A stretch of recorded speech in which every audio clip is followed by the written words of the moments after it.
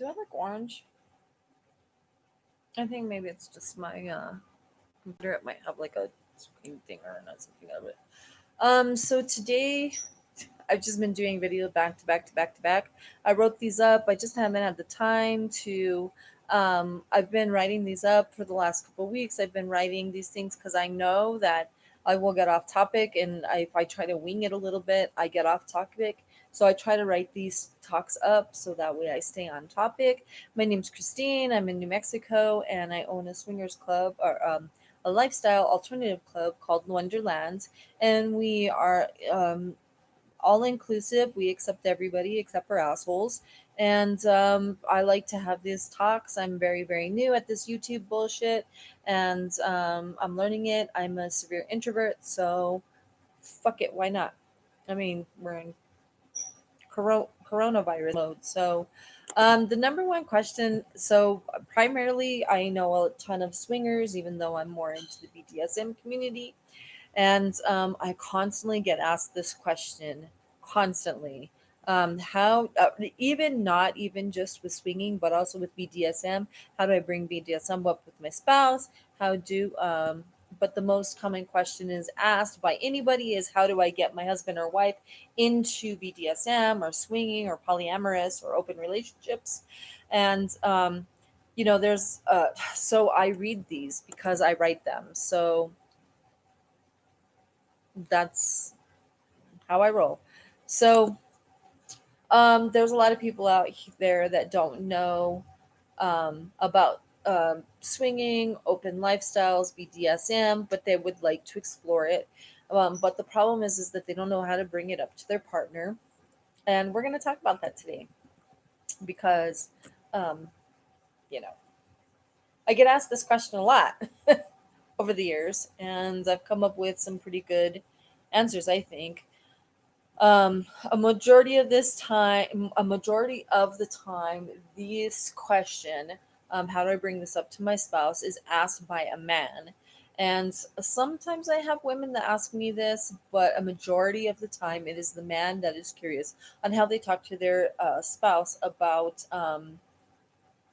getting into swinging, BDSM, open relationship, polyamorous, or doing a threesome, a foursome, a moresome, and it's difficult, especially if you uh, think that it might cause problems in the relationship. Um, but the interesting part about most people is they pretty much have the same questions, and it pretty much has the same steps of conversation. Um, so, you know, it's difficult. It really is. Um, So, I want to start by saying before you get into anything, you need to make sure that your relationship is on strong, solid ground. So, what does that mean? That means that you're not trying to find this as a way to fix your relationship or whatever. If you are not sure, or if you know that your relationship is a little bit rocky, I recommend marriage counseling or couples counseling, counseling to even when you're starting to get into the lifestyle. I recommend counseling, because you want to start with a very, very strong foundation.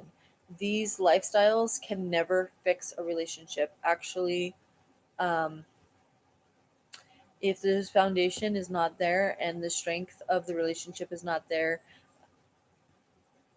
the the relationship will end its demise, so or will meet its demise.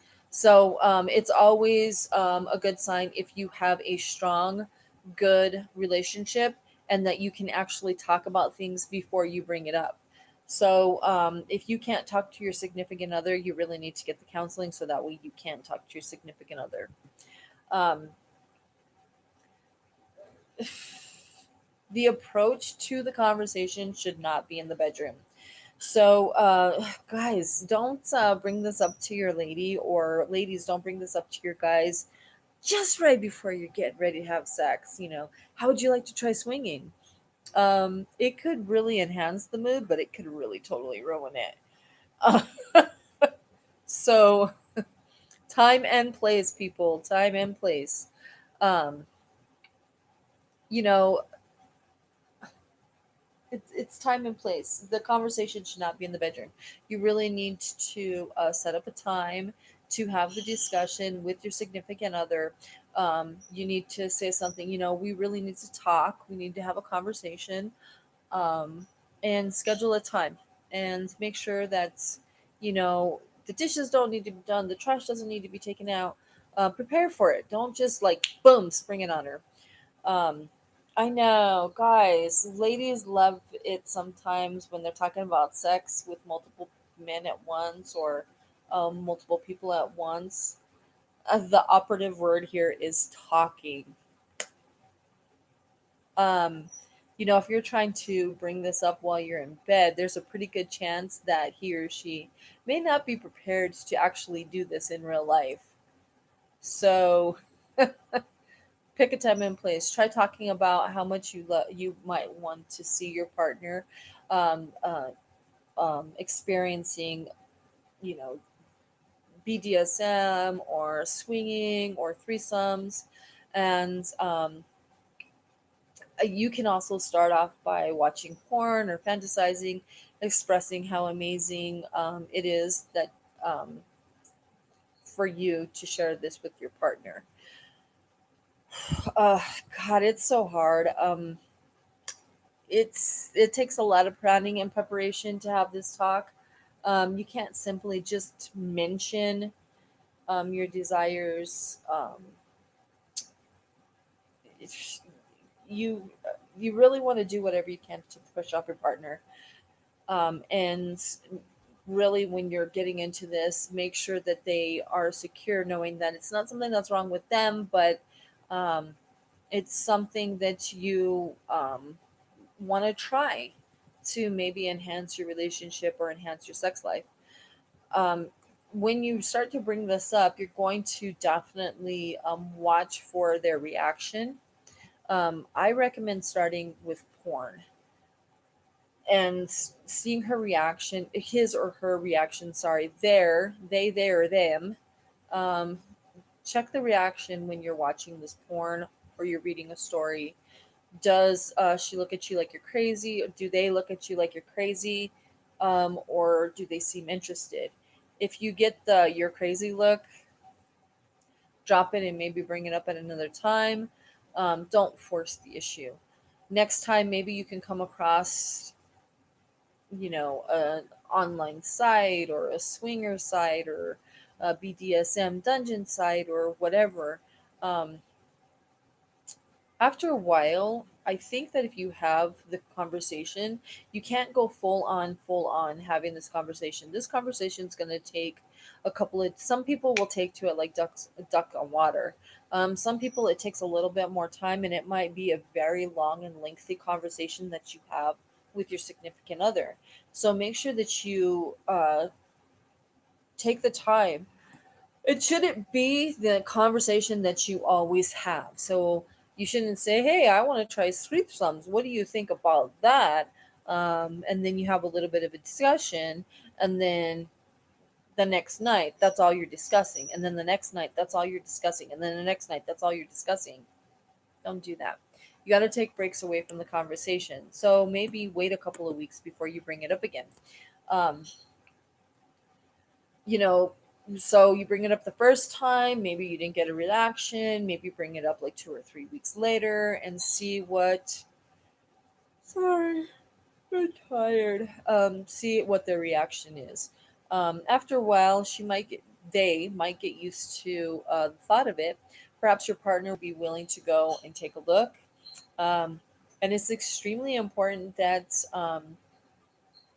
to let that person know just kind of what you're looking for and what you want to see and what you want. That is really basically the first step. I have found that most people I meet in the lifestyle agree that that most of the time it's their partners who have encouraged them to go to a swing club or BDSM club, and it's almost always the man's suggestion. There are some times though when it has been the female suggestion, but more times than not, it is the male suggestion. So guys, remember, it's gonna take a minute. You can't just, if a woman came to you and it was your wife or your girlfriend and she said, hey, let's try this, I'm pretty sure most of you guys would be gung-ho, but it takes us women a little bit more time to warming up to new stuff. So just keep that in mind. The smallest approach is the most important. So you can't make these big grand gestures and overwhelm a person. You need to make sure that you give your partner control of the situation from the very beginning. That means negotiations, rules, consent, all of that stuff. Um, Ladies, men, whomever, don't do this. My biggest story when I started in swingers was at the ranch. 1998, I guess. I've been on the lifestyle a long time. Um, Off and on, not consistent, but definitely a minute. I think that my biggest impression was that we were playing in a room. It was a couple of couples, and there was a man in there with his wife, and he was basically saying, "I need this, please. Let's just do this." And she's like, "I can't." And I just think that that's always stuck with me because that's just not the way to do it. You don't take your wife to a swingers party and then all of a sudden, you're having this discussion while everybody is around you doing something else. So remember that going to these events, whoever is the person that is being brought to this event, they're going to be pretty nervous. So remember that when you arrive in the evening, to make sure that your person is your number one priority. Um, Make sure that if you do go to an event or a venue, after you've had the discussion and you've decided that you're going to try this out, you're going to check and make sure that your partner is comfortable. Make sure that they know that they're special to you, and yeah, make them. It's about both of you guys. It's not about finding something. You should never go to a venue or an event expecting anything, anyways. Um, so you're not going to want to start flirting with other people right away. This can make your partner feel insecure. So remember that these experiences when you're a couple are about you two as a couple. I always forget where my camera is. I always think that it's over here, but it's actually right here because on my other computer it's off to the side. Um, so remember that this environment is new to the both of you, and um, they may be going because it's something you want to experience. So it's okay to be friendly, but let the person that you're bringing into this take the lead. Let them decide the environment from the get-go.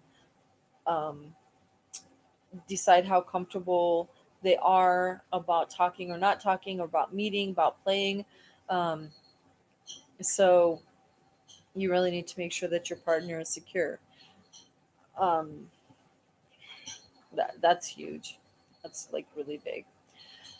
So we always have to remember that the lifestyle, whether it be in BDSM, polyamorous, open relationships, or swinging, that it is amazing, exciting, and it is a warm environment. There's no reason why any one person would not enjoy it, as long as it is approached in the right way. Everybody can find a place here. This stuff, all inclusive. If you're feeling lost, you can find your place here. So, mhm. so there's no reason why anybody cannot enjoy something from these lifestyles as long as the approach is the right way. The number one problem that people have is jealousy. That is a huge issue. Jealousy lies in secrets. Nobody feels insecure. We want to make sure that when you're going into these events, that your significant other, they feel secure. They don't feel left out. Um, they need to be made a priority. And if you're not making a priority, then definitely jealousy can rear its ugly head. I have had jealousy. I wasn't a jealous person for my whole life, and then I entered and opened a swing club, and ooh, things really changed. That was totally unexpected because by far I am not at all a jealous person. I am not insecure, but when you own a club, uh, shit happens that you never expect, and I never expected it. So I saw it on under two different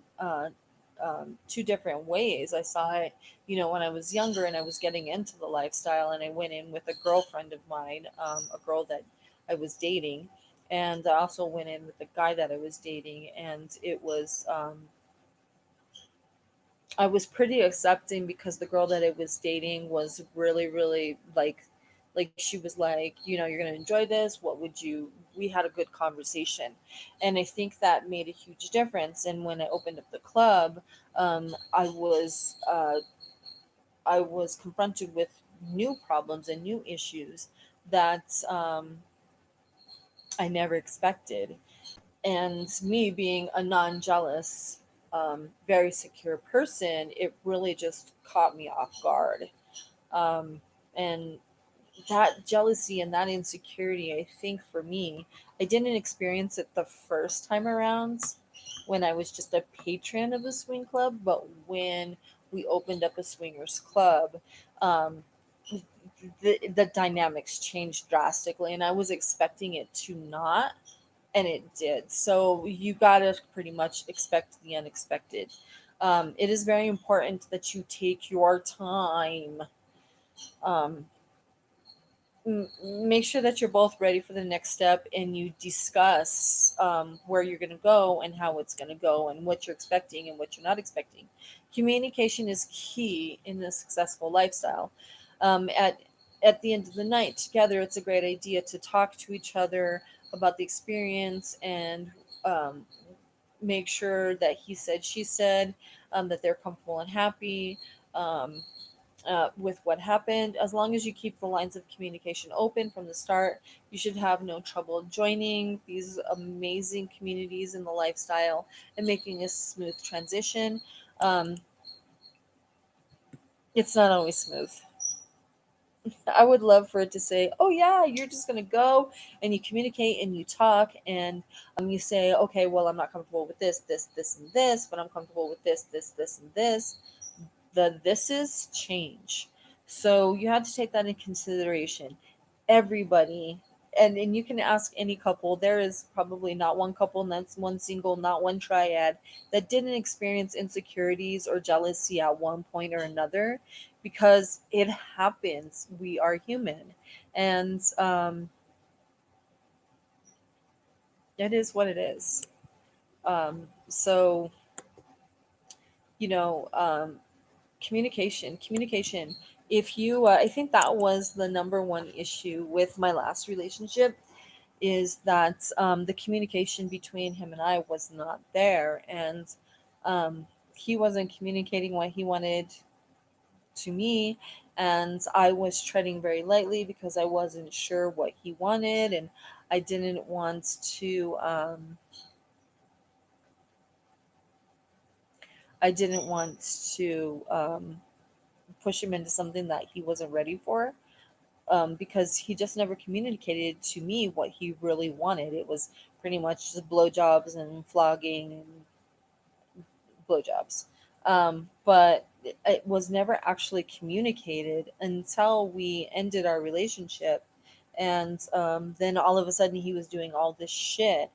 And the funny thing was that if you don't do something with somebody when you're in a relationship with them, and then you go with somebody else and do it with somebody else, you're kind of a bigot. So communication, communication, communication, and keep in mind that none of us are immune to jealousy or insecurity. We're all facing that at one point or another. For me, it was just with one partner. I had many of partners that I had exposed to the swing lifestyle and never had experienced jealousy or insecurity. In all of those relationships that I went through, didn't have that issue, but it just took one relationship, one issue, one person, one situation to make me jealous and insecure. And that can happen. And you can have the most secure person, and just one thing clicks, and suddenly they're struggling. And that's when communication, and maybe even sometimes taking a step back, is important, because there's something going on, there's an issue, there's a problem, and you have to fix it, because otherwise it's just going to keep deteriorating and deteriorating the relationship. Now, here's the problem. There's going to be some partners that aren't willing to do it. You have to make sure that you're willing to say, okay, you know what? They're not willing to try this. They're not interested whatsoever at all. And you have to make the decision on what your next step is. Um, some people can't accept, some people can't continue to stay in a relationship that is the same, that continues on the same path. Some people just can't keep doing that straight and narrow. Some people can't do those dips. Some people can't do those high lows. So you have to take into consideration before you even bring this up to your significant other, what do I do if they say no? What am I going to do? How am I going to handle that? Am I going to try to keep pressuring them, or am I going to go on the DL, which I never recommend? Don't cheat on your significant other. They deserve much more than that, and you're taking their choice away. So you need to decide before you bring this conversation up with your significant other. What how are you going to handle that? How are you going to handle that course of rejection, and them saying no, I'm not interested and I'm not going to do it, and you're not going to do it either? How are you going to handle that? What are you going to? God, my hair is just like Wile E. Coyote all over the place. I don't know what the hell's going on. So how are you going to handle that? You have to make a decision on what you're going to do if this person says absolutely not. That comes into play because there's going to be people that say absolutely not. So you have to make a decision on what's your next step if that is the case. I never recommend cheating, guys. Ladies, please don't cheat. Um, Take in mind that there's a lot of drama in the lifestyle. I know, I hear it all the time. Um, we're drama free. No fucking body's drama free. I'm sorry, but it just does not work that way. But that's another conversation. I am going to bring up drama in the lifestyle, but have that conversation. Keep the lines of communication wide open, and when and if they do say yes, you still have to talk about it. You still have to be having these conversations even after, even if you're not new. Any veteran swinger BDSMer says that we never stop communicating. That is what makes those relationships survive. That constant communication. And if you come to a point where you're struggling with the communication, back up a little bit and take a breather, take a break from the lifestyle and say, okay, what the hell is going on? I think that I hate this. I think that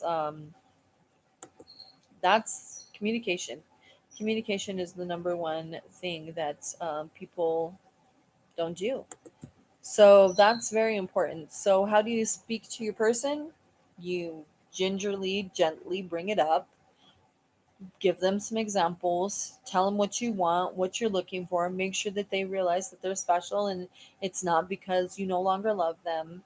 And if they decide to go ahead and go forward, make sure that you set negotiations, do your communications. You guys should really look into BDSM negotiation and consent violations, because negotiation and consents are huge. And if you don't know what your hard and soft limits are, that's going to cause problems. And if you don't let the other parties that you might potentially play with know what your hard and soft limits are, that could be problems. That's a big fight waiting to happen. So just don't go there. Get online and Google. It doesn't matter if you're going into an open relationship, a poly relationship, a swingers relationship, or BDSM events. Um, BDSM negotiation and consents is a good basis for almost all relationships across the board, including vanillas, because it's about talking about what you want and what you don't want, what you're willing to settle for and what you're not willing to settle for. And you can use this not just in sex, you can use this with all kinds of things. So, negotiation is important. And also, what happens if something happens and your consent is violated, or your partner does something that they weren't supposed to do, or they did something and you hadn't previously discussed it and it made you feel bad or insecure or whatever. So negotiations, BDSM negotiations and consents, and what consents and consent violations actually are very important for everybody across the umbrella, from vanilla to the hardest core kinksters. So Google is your best friend. So go in and check out and see, start learning. That should be your first step. You should have a conversation with yourself on what you want, what you're interested in, your hard and soft limits, your negotiations. You should negotiate with yourself, then negotiate with your partner, and then negotiate with any play partners. And then as people get added, you negotiate again. Negotiation is constantly, it's a constant wheel. It's constantly moving. So you need to make sure that you're constantly doing that negotiation with yourself, with your partner, and with significant with potential play partners. And that's pretty much it. I know it sounds easy, right? It's really not that hard. The hardest thing I think is not doing the blame game. So if you have a conversation with your significant other and they decide to go ahead and do this, when all shit hits the fan and something goes wrong, or you don't have, you guys didn't discuss whether it was okay for you to go down on somebody or get a blowjob or give a blowjob or anal or whatever. Um, and if you decide, if you're a partner that is being asked to do this with your partner, and then some way somehow consent gets violated, or your hard or soft limit gets violated, don't play the well, you wanted this, I didn't. That's not good for anybody. um, or I wanted this and you didn't have to go along. If you didn't want to go along, you should have told me. You need to have that communication. That communication is so huge. So, and like I said, negotiation will get rid of a lot of that. And keep in mind, it's okay to get jealous and insecure. It happens to all of us. So, I'm not kidding. 1990s, 1999, I got into the swing lifestyle. Didn't have any issues until 2016. That's a long time. That's a whole lifetime to go through and all of a sudden have issues of jealousy and insecurity. Never had it my whole life. Like I said, it's a situation, it's situational, and you can overcome situations. If you have any questions or you're confused on something that I covered, because I talk really fast and I kind of bounce around a little bit, just you can send me a message, and definitely keep your communication lines open, because communication is key. And that's it. And I think I'm pretty much done for the day. I made 8 videos today, so you guys should all go watch them. Thank you very much. You guys be kind to yourselves, be kind to each other, and remember, we're all humans. Bye.